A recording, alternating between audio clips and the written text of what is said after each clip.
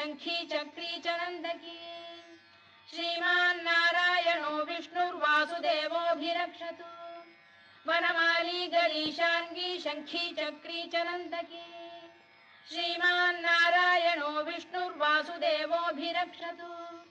इतीदं कीर्तनीयस्य केशवस्य महात्मनः नाम्नां सहस्रं दिव्यानामशेषेण प्रकीर्तितम् य इदं शृणुयात् नित्यं यश्चापि परिकीर्तयेत् नाशुभं प्राप्नुयात् किञ्चित् सोमुत्प्रेह च मानवः वेदान्तको ब्राह्मणः स्यात् क्षत्रियो विजयी भवेत् वैश्यो धनसमृद्धः स्यात् शूद्रः सुखमवाप्नुयात् धर्मार्थी प्राप्नुयात् धर्ममर्थार्थी चार्थमाप्नुयात्